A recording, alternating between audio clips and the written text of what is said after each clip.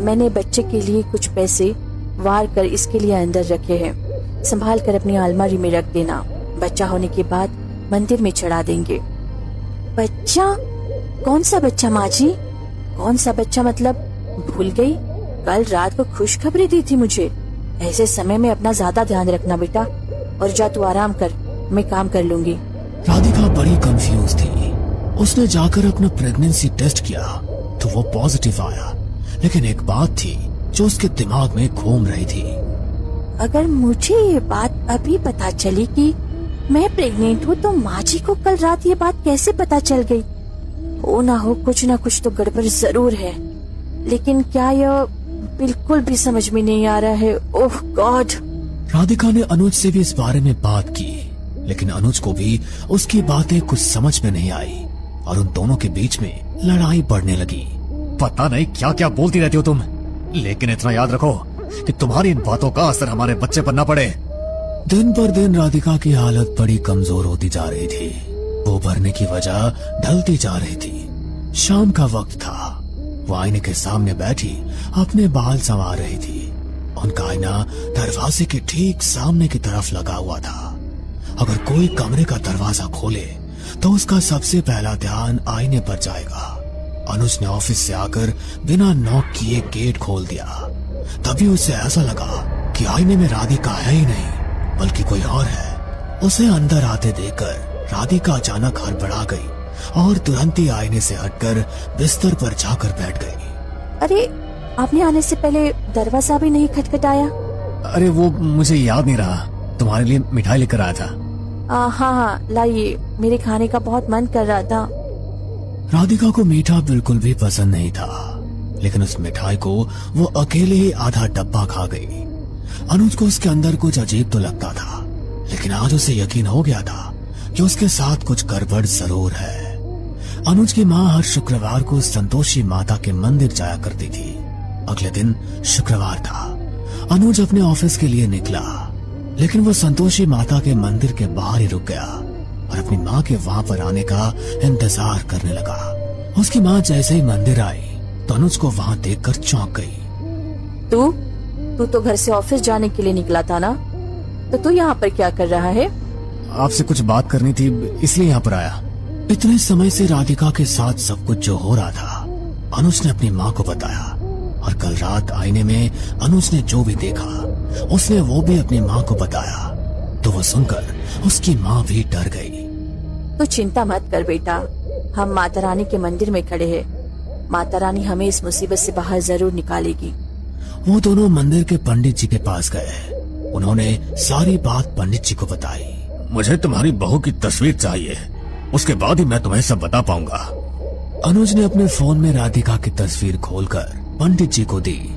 पंडित ने जैसे ही उसकी तस्वीर को देखा वैसे ही वो सब कुछ समझ गए। तुम्हें शायद याद नहीं होगा, लेकिन जब से तुम्हारी शादी हुई है तब से वो तुम्हारी पत्नी के साथ है। किसी औरत ने खुदकुशी की थी और उसकी आत्मा उसके परिवार वालों को बहुत परेशान कर रही थी। इसलिए उसका उतारा करके उन्होंने पीपल के पेड़ के नीचे रखा था और तुम्हारी बहू का पैर उस पर पड़ गया। जीते जी उसे कोई सांसारिक सुख नहीं मिला, इसलिए वो तुम्हारी बहू के शरीर में रहकर सब सांसारिक सुखों की प्राप्ति करना चाहती है। इसका निवारण करना होगा, वरना वो तुम्हारी बहू को कभी नहीं छोड़ेगी और जब उसका मन किया वो उसे मार भी डालेगी। क्या? तो फिर आप जल्दी से इसका कोई निवारण कीजिए ना पंडित जी, मेरी पत्नी को बचा लीजिए। अगर मुझे पहले ये सब पता चल जाता तो मैं इतना सब होने ही नहीं देता। मैं इसका निवारण तुम्हें बताऊंगा बेटा।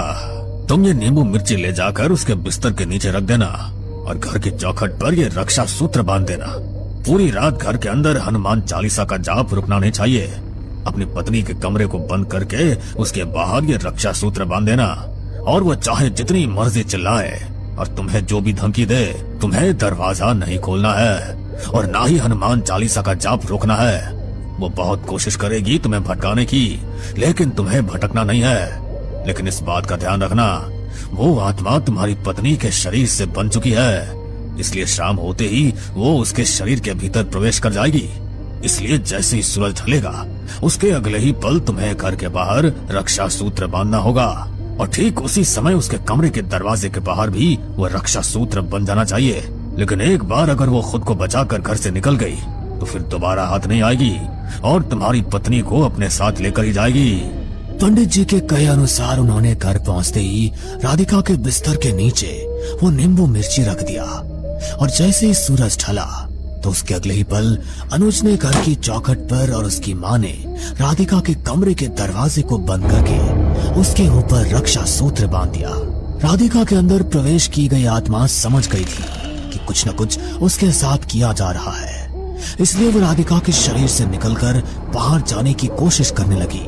लेकिन कमरे के दरवाजे और घर के दरवाजे पर रक्षा सूत्र बंधे होने की वजह से वो कहीं भी नहीं जा पा रही थी, इसलिए उसने उनका ध्यान भटकाने के लिए राधिका को नुकसान पहुंचाना शुरू कर दिया। तुम्हें क्या लगता है ये सब करके इसकी रक्षा कर लोगे मुझसे? इसका शरीर अब मेरा है और अब मैं इसे छोड़कर कहीं नहीं जाने वाली। और अगर तुमने जबरदस्ती मुझे इसका शरीर छोड़ने के लिए मजबूर किया तो इसे भी मैं अपने साथ लेकर जाऊंगी। वो आत्मा अनुज और उसकी माँ का ध्यान भटकाना चाहती थी, लेकिन उन्हें पंडित जी की कही हुई बातें अच्छी तरह याद थी। पूरी रात अनुज और उसकी माँ हनुमान चालीसा का जाप करते रहे। राधिका के चीखने चिल्लाने की खूब आवाजें आ रही थी, लेकिन उन्होंने दरवाजा नहीं खोला। सूरज की पहली किरण उगने तक घर में हनुमान चालीसा का जाप चलता रहा। सुबह हुई और जैसे ही कमरे के अंदर सूरज की रोशनी पड़ी तो अनुज ने दरवाजा खोला। राधिका का पूरा पेट खून से लथपथ था। वो जल्दी से उसकी हालत देखकर उसे अस्पताल लेकर गया और उसकी माँ ने उस नींबू को उठाकर एक पीपल के पेड़ के नीचे मिट्टी में दबा दिया। राधिका की हालत बहुत खराब थी। उसने अपना बच्चा खो दिया था, लेकिन उस आत्मा से अब वो हमेशा के लिए मुक्त हो चुकी थी।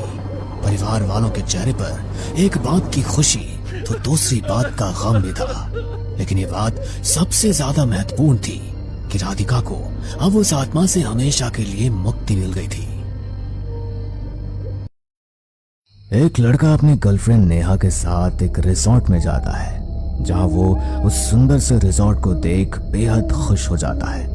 वाओ मोहित, ये रिजॉर्ट तो सच में बहुत सुंदर है। मन तो कर रहा है कि इस रिजॉर्ट को खरीद लूं। हाँ नेहा जरूर, पर फिलहाल हम यहाँ जिस काम के लिए आए हैं वो तो कर लें। इतना बोलकर नेहा और मोहित छोटा सा केक कट करते हैं, लेकिन तभी उन्हें किसी की आवाज आती है।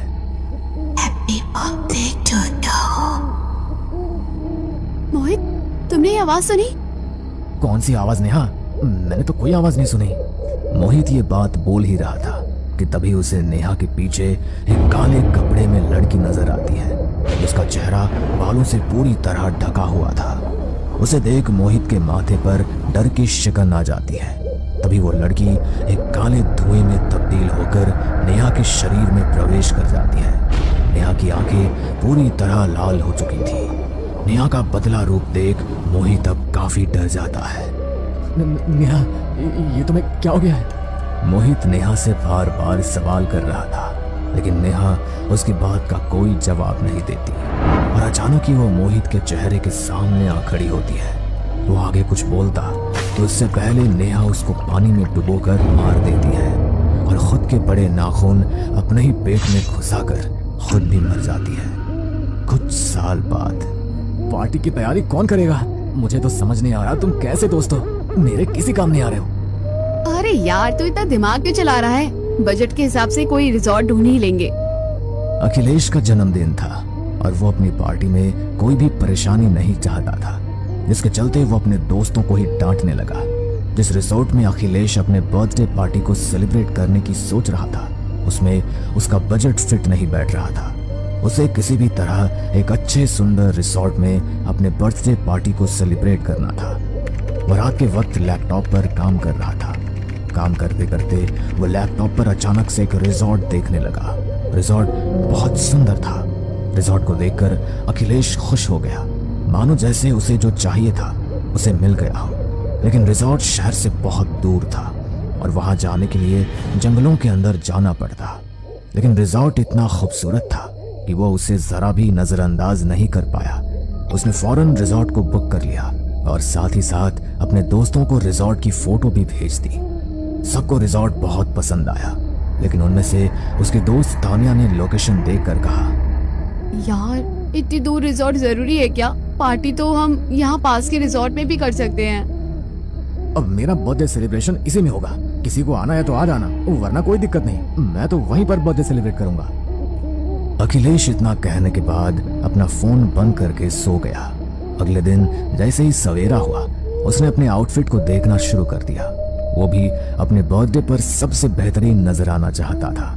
उसने सबसे बेस्ट आउटफिट अपने लिए सेलेक्ट किया और उसके बाद सारी अरेंजमेंट की तैयारी कर ली। उसके बर्थडे को आने में अभी 3 दिन बाकी थे, लेकिन उसे जरा भी इंतजार नहीं होया जा रहा था। वो किसी भी तरह रिजॉर्ट जाकर सारी चीजों की अरेंजमेंट देखना चाहता था। उसे पहली बार कम बजट में बहुत अच्छी चीज मिली थी। उसके सभी दोस्त भी रिजॉर्ट की तस्वीर देखकर खुश थे। सभी दोस्त एक साथ गाड़ी में बैठकर शहर से दूर जंगलों के पास पहुंच गए।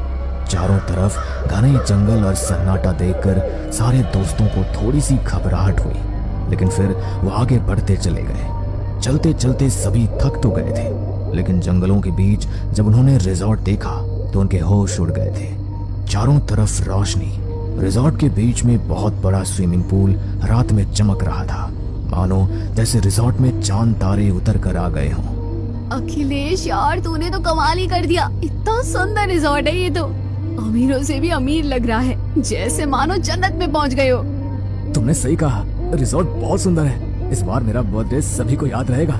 चलो अब रिजॉर्ट के थोड़े से मजे लेते हैं। कहीं पर डीजे नाइट चल रही थी, तो कहीं पर बॉनफायर, तो कहीं पर सभी कपल्स डांस कर रहे थे। ये सब देखकर अखिलेश बहुत खुश था कि तभी उसके पास एक ब्लैक कलर की ड्रेस पहनकर बहुत सुंदर सी लड़की आती है, जिसे वो भी नहीं जानता था। वो लड़की अखिलेश के करीब आकर उसे अपनी ओर अट्रैक्ट करने लगी। वो उसके कान में फुसफुसाने लगी कि ये तुम्हारी आखिरी रात है। वो उसका हाथ पकड़कर उसे कहीं ले जाना चाह रही थी, लेकिन इतने में अखिलेश के दोस्त उसे डीजे पर ले गए और वो वहां अपनी सभी दोस्तों के साथ डांस करने लगा। पार्टी को सभी इतना एंजॉय कर रहे थे कि किसी को कुछ पता ही नहीं था कि आगे क्या होने वाला है। अचानक से लाइट चली गई और चारों तरफ अंधेरा ही अंधेरा छा गया। अंधेरे के होते ही रिजॉर्ट सुंदर स्वर्ग से खंडहर में बदलने लगा। अरे यार, ये सारा मूड किसने किरकिरा कर दिया? इस लाइट को भी अभी जाना था, कोई जाकर देखो लाइट क्यों गई है। लाइट जाने के बाद अचानक से चांद की रोशनी का प्रकाश रिजॉर्ट पर पड़ता है। थोड़ी सी चांद की रोशनी से ही जब सभी लोग वहां रिजॉर्ट के आसपास की जगह को देखते हैं तो सब दंग रह जाते हैं। आलीशान महलों जैसा रिजॉर्ट अचानक से खंडहर भूतिया रिजॉर्ट की तरह दिखने लगा था। मुझे तो बहुत डर लग रहा है, यहाँ पर क्या हो रहा है? अचानक से लाइट जाते ही ये पूरा रिजॉर्ट खंडहर में कैसे बदल गया? चलो यार यहाँ से चलते हैं, मुझे तो बहुत डर लग रहा है। पूजा इतना बोल ही रही थी कि तभी उन्हें जोर जोर से किसी के हंसने की आवाज आने लगी। हंसने की आवाज इतनी भयानक थी कि सभी डर के मारे कांपने लगे थे। सब किसी भी तरह वहां से जाना चाहते थे, लेकिन जाने से पहले एक एक करके वहां पर आए हुए अखिलेश के सभी दोस्त गायब होने लगे। सबसे पहले तो अचानक से रोहित गिर गया और कोई उसके पैरों को पकड़कर खींचता हुआ ले गया। अरे कोई मुझे बचाओ, कौन है यार जो मुझे यहाँ से खींच कर ले जा रहा है? कोई मेरी मदद करो। रोहित चिल्लाता रहा, लेकिन कोई उसकी मदद ना कर पाया। अचानक से वो किसी के द्वारा खींचता हुआ रिजॉर्ट के कमरे में जाकर बंद हो गया। उसके बंद होते ही वहां से रोहित के चिल्लाने की बहुत तेज आवाज आई। इतनी भयानक आवाज सुनकर सब डर से थर थर कांप रहे थे। सभी लड़कियां रोने लगी। उन्हें लगा कि अब तो हम में से कोई नहीं बचने वाला। हालांकि ऐसा ही होने वाला था। मैंने कहा था कि हमें यहाँ नहीं आना चाहिए था, लेकिन मेरी किसी ने नहीं सुनी। अब अंजाम देख लिया ना। उन्हें ये महसूस हो चुका था कि अब कोई नहीं बचने वाला। हालांकि ऐसा ही होने वाला था। अरे अरे डरो मत, सब कुछ ठीक हो जाएगा। शायद लाइट जाने की वजह से तुम्हें ये सब लग रहा है, लेकिन ऐसा कुछ नहीं है, सब नॉर्मल है। अखिलेश इतना बोल ही रहा था कि तभी काले कपड़े पहनी हुई लड़की उसके पास आने लगी। उसे देखकर अखिलेश की बोलती बंद थी।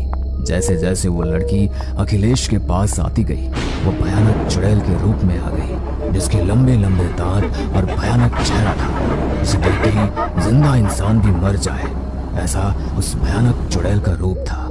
मेरे इस रिजॉर्ट में आने की तुम लोगों ने हिम्मत कैसे की? ये रिजॉर्ट मेरा है और इसमें अगर कोई कदम भी रखेगा तो मैं उसे मार डालूंगी। कोई यहाँ से जिंदा नहीं जा पाएगा। आज तुम सभी की शामत आई है। अपनी मौत को दावत देने तुम खुद इस हॉन्टेड रिजॉर्ट में आए हो। इतना कहकर भयानक चुड़ैल जोर जोर से हंसने लगी। उसकी हंसी से सभी यहाँ से वहां भागने लगे। कुछ छुप गए तो कुछ जंगलों में यहाँ वहां भाग रहे थे। भयानक चुड़ैल ने किसी को नहीं छोड़ा। उसने एक एक करके सभी को मार दिया। लेकिन पूजा, तानिया और अखिलेश अभी भी हॉन्टेड रिसोर्ट में ही कहीं छुपे हुए थे। लगता है तुम लोगों को मेरे साथ लुका छिपी का खेल खेलना है। बहुत मजा आएगा ढूंढ ढूंढ कर मारने में। तुम लोगों को बहुत मजा आएगा। चलो इसी के चलते मैं तुम्हें एक कहानी सुनाती हूँ। एक समय था जब एक बहुत सुंदर सी लड़की अपने होने वाले पति के साथ इस रिजॉर्ट में आई थी। वो अपने पति से बहुत प्यार करती थी, लेकिन उसका पति धोखेबाज निकला। उसने पहले इस रिजॉर्ट को उसको देने का वादा किया, लेकिन उसने ये रिजॉर्ट अपनी होने वाली पति के नाम नहीं बल्कि एक्स गर्लफ्रेंड के नाम किया हुआ था। वो जिससे शादी हो रही थी वो लड़की इस बात से बहुत परेशान हो गई क्योंकि जो रिजॉर्ट उसके सपनों का आशियाना था वो हकीकत में किसी और का ही था। उस लड़की ने नफरत के चलते उस रिजॉर्ट में अपने पति को ही मार दिया और फिर जाकर खुद को कमरे में बंद कर दिया। और उसी रात वो लड़की भी उसी कमरे में मर गई। तब से वो लड़की एक चुड़ैल बनकर इस हॉन्टेड रिजॉर्ट में रहने लगी। लेकिन भयानक चुड़ैल अब भूखी प्यासी क्या करती? उसे भी तो शिकार चाहिए था ना। तो उसने रिजॉर्ट के चलते अपने लिए शिकार ढूंढना शुरू किया। इसी के चलते ये कहानी यहाँ खत्म हुई। चुड़ैल ने अपनी ही मुंह जुबानी अपनी कहानी तानिया, अखिलेश और पूजा को सुना दी थी। पर तानिया और पूजा एक साथ एक सीढ़ियों के नीचे छुपे हुए थे। वो दोनों ही इतनी रो रही थी कि उनसे अपनी सांस तक नहीं रोकी गई। और फिर चुड़ैल ने उन्हें ढूंढ लिया। उसने उन्हें बहुत ही बेरहमी से मार दिया। चुड़ैल उनका खून पीने लगी। उसने अपनी बरसों की भूख अब मिटाई थी। जब अखिलेश ने चुड़ैल को तानिया और पूजा का खून पीते हुए देखा तो वो मौके का फायदा उठाकर रिजॉर्ट से बाहर आ गया। रिजॉर्ट से बाहर आते ही वो जंगलों को पार करके भागते हुए सड़क पर आ गया और आती जाती गाड़ियों से उसने मदद मांगने की कोशिश की। मेरी जान बचाओ, मुझे यहाँ से ले चलो। कोई तो गाड़ी को रोक दो, मैं यहाँ से जाना चाहता हूँ। मुझे इस हॉन्टेड रिजॉर्ट से दूर ले चलो। आज के बाद मैं कभी पार्टी नहीं करूंगा, कोई रिजॉर्ट बुक नहीं करूंगा। कोई मेरी मदद करो प्लीज, गाड़ी रोको।